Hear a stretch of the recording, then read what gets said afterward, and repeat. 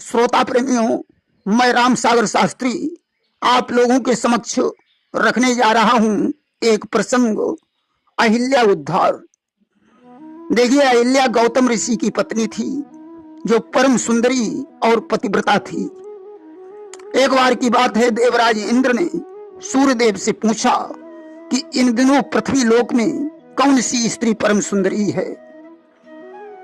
कि सुरपति ने कहा, दिवाकर से यह बात तुम्हारी जानी है, इतना तो बताओ तुम मुझको किसकी सुंदर पटरानी है। सूर्यदेव ने कहा, देवराज, मेरी तो ड्यूटी दिन की है। हमारी धूप से तो सुकुमार स्त्रियां बाहर नहीं निकलती हैं।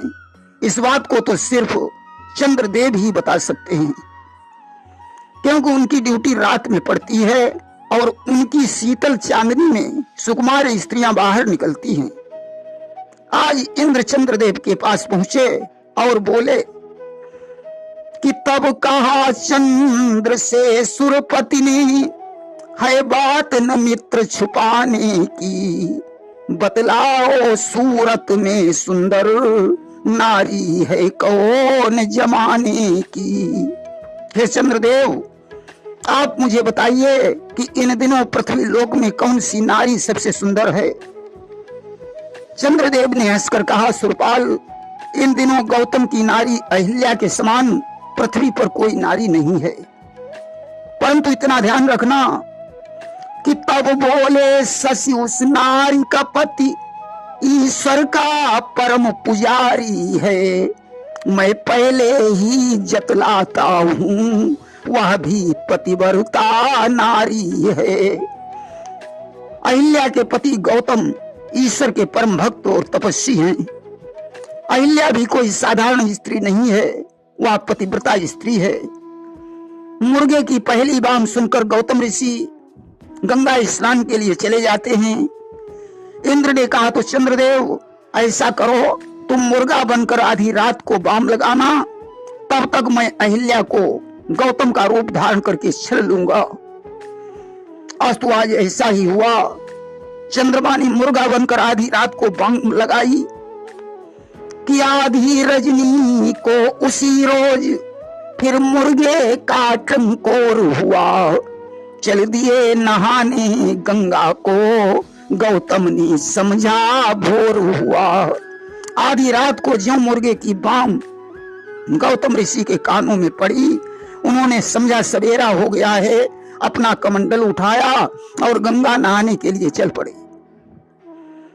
इधर इंद्र ने गौतम का वेश बनाकर अहिल्या से छल किया। अहिल्या इंद्र के छलवेश को नहीं पहचान पाई।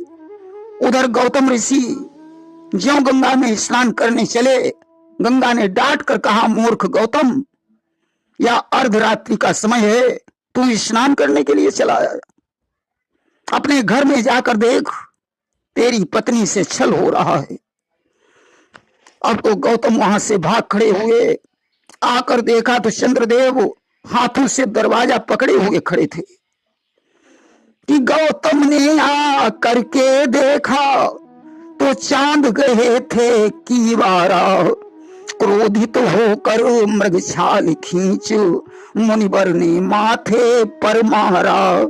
आज क्रोधित होकर गौतम ने मृगछाला चंद्रदेव के माथे पर पटक दिया, जिससे मस्तक में धब्बे पड़ गए, जो आज भी चंद्रमा में दिखाई देते हैं।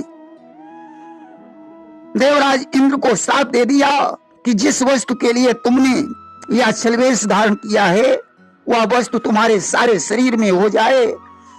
इंद्रदेव आज गौतम ऋषि से प्रार्थना करने लगे। गौतम ने कहा, जाओ, यज्ञ के प्रभाव से वे चिन्ह आंखें बन जाएंगे। इसीलिए भगवान राम जब दूल्हा रूप में घोड़े पर सवार हुए तो उनके दर्शन का लाभ सबसे अधिक इंद्र को प्राप्त हो रहा था। शंकर जी 15 नेत्रों से, ब्रह्मा जी 8 नेत्रों से, कार्तिकेय 12 नेत्रों से, परंतु इंद्र हजारों नेत्रों से राम की छवि को देख रहा था। कि राम ही चितई सुरेश सुजाना और गौतम श्राप परम हित माना।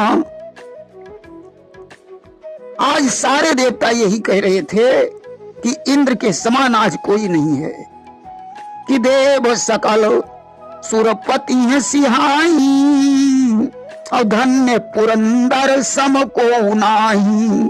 आज गौतम ने अहिल्या को श्राप दे दिया कि तेरा हृदय पत्थर के समान है, इसलिए मैं तुझे श्राप देता हूं, तू पत्थर हो जा।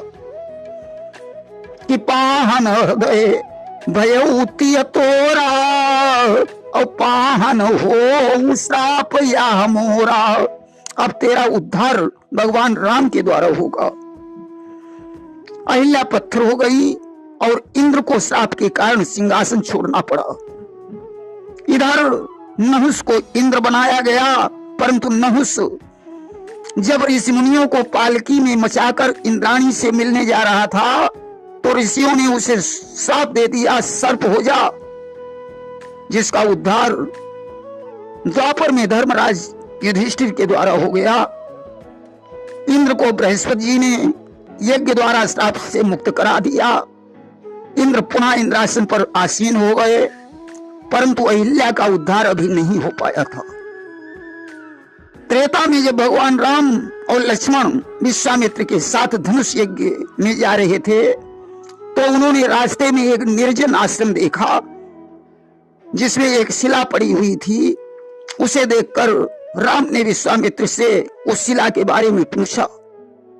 विश्वामित्र ने आदि से अंत तक सारी कहानी बताई कि गौतम नारी श्राप वश उपल देह धरि धीर चरण कमल रज चाहती कृपा करहु रघुवीर। और कहा, राम, यह गौतम की पत्नी श्राप से पत्थर हो गई है, इसे तुम्हारे चरण कमलों के रज की जरूरत है, इसलिए इसके ऊपर कृपा कीजिए। आज तो भगवान के चरणों की रज से अहिल्या का उद्धार हो गया। अहिल्या सुंदर स्त्री बन गई और राम की स्तुति करके पतिलोक को चली गई। प्रेम से बोलिए वृंदावन बिहारी लाल की जय।